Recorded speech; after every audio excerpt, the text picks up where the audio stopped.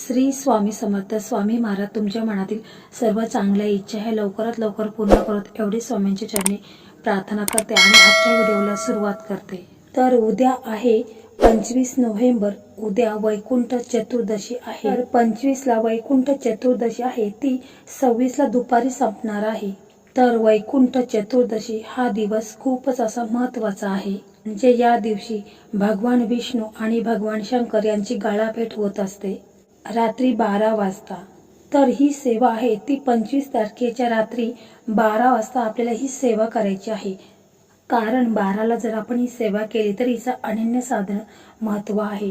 म्हणूनच आपल्याला रात्री 12 वाजता ही सेवा ही अवश्य करायची आहे. ज्यांना जमत नाही त्यांनी 25 तारखेच्या पहाटे सुद्धा ही सेवा करायची आहे. परंतु रात्री 12ला ही साधना जर केली तर हिचं अनन्यसाधारण महत्त्व आहे. म्हणजे याचा जास्तीत जास्त लाभ होणार आहे. म्हणूनच तुम्ही रात्री 12लाच ही सेवा करायची आहे. या चातुर्मासातील कार्तिक मासात हरेश्वर भेट हा खूप महत्त्वाचा दिवस असतो. चातुर्मासात विष्णू शेषावर झोपी जातात तेव्हा त्या काळात विश्वाचा कारभार शंकराकडे असतो. वैकुंठ चतुर्दशीच्या दिवशी शंकर विष्णूकडे येऊन त्याला कारभार सोपवतात व स्वतः कैलास पर्वतावर तपस्येसाठी जातात असे म्हटले जाते. या दिवशी हरिहर भेट म्हणजे विष्णू आणि शंकराची भेट होते. त्याची एक पौराणिक कथा देखील आहे, ती आपण थोडक्यात पाहूया. आता बघू या वैकुंठ चतुर्दशीची पौराणिक कथा काय आहे याविषयी सविस्तर माहिती. पौराणिक कथेनुसार एकदा भगवान विष्णू यांनी काशी येथे महादेवाला 1000 कमळ वाहण्याचा संकल्प केला होता. यावेळी महादेवाने विष्णूंची परीक्षा घेण्यासाठी या कमळातून एक कमळ कमी केले.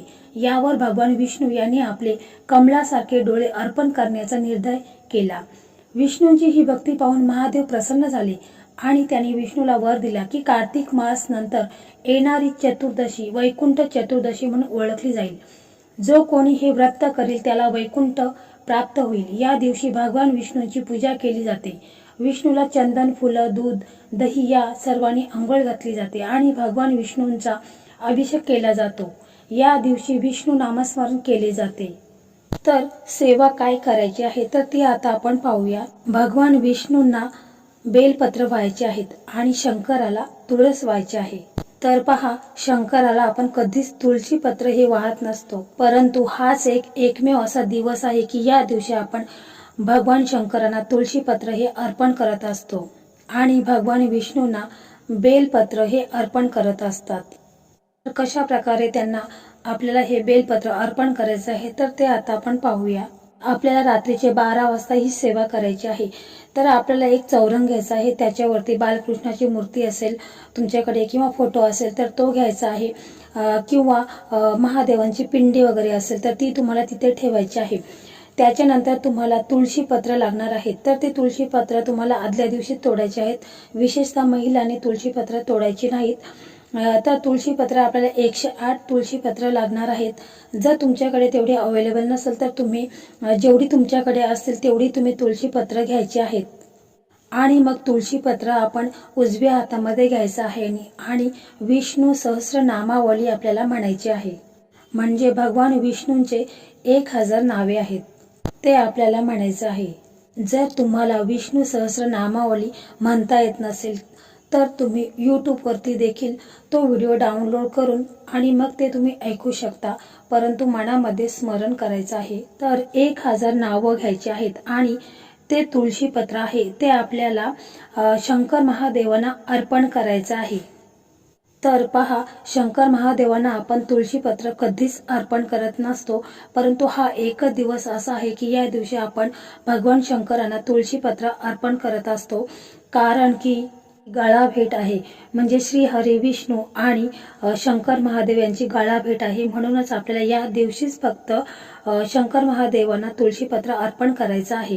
आणि मग आपण प्रार्थना करायची आहे की माझ्या घरामध्ये अपमृत्यू कधीच येऊ देऊ नको, सर्वांना सुखात आणि आनंदात ठेवा, अशी आपल्याला मनामध्ये प्रार्थना करायची आहे. आणि मग आपल्याला आपल्या एका हातामध्ये बेलपान घ्यायचं आहे आणि भगवान शंकरांची जी 108 नावे आहेत ती तुम्हाला बोलायची आहेत. जर तुम्हाला बोलायला जमत नसेल किंवा येत नसेल तर तुम्ही जी नित्यसेवेची पुस्तक आहेत त्याच्यामध्ये तुम्हाला मिळून जाईल. नाहीतर तुम्ही सरळ आपला यूट्यूबवरती एखादा व्हिडिओ डाउनलोड करायचा आहे आणि मग तो व्हिडिओ तिथे लावायचा आहे आणि मग तुम्हाला किंवा ओम नमः शिवाय, ओम नमः शिवाय हा देखील मंत्र तुम्ही म्हणू शकता. 108 वेळा तुम्हाला म्हणायचा आहे. आणि मग तो बेलपान आहे तर तो तुम्हाला विष्णूंना अर्पण करायचा आहे. तर पहा की तुळशीपत्र हे आपल्याला शंकर महादेवांना अर्पण करायचं आहे आणि बेलपान आहे ते आपल्याला विष्णूंना अर्पण करायचं आहे. तर एवढी सेवा ही आपल्याला करायची आहे. या सेवेचे आपल्याला इतके लाभ होतात की साक्षात भगवान विष्णू आणि शंकराने स्वतः सांगितलेले आहे की जी कोणी आमची ही सेवा करेल तर त्यांना अभय मिळणार आहे.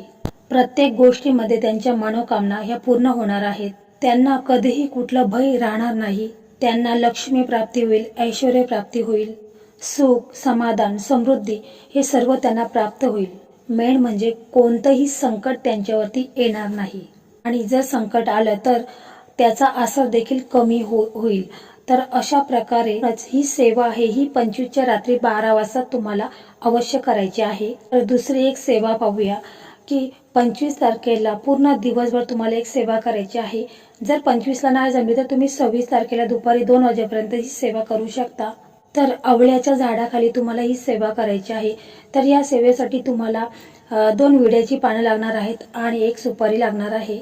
तुम्ही तिथे गेल्यानंतर आवळ्याच्या झाडाखाली बसल्यानंतर ते तुम्हाला विड्याची पानं आणि सुपारी ही तिथे ठेवायची आहे आणि मग तुम्हाला 1 वेळा श्री सुक्तमचं पठण करायचं आहे आणि 1 वेळा पुरुष सुक्तमचं पठण करायचं आहे. आणि मग आवळ्याचं झाड आहे तर त्या झाडाला तुम्हाला 11 वेळा प्रदक्षिणा घालायची आहे.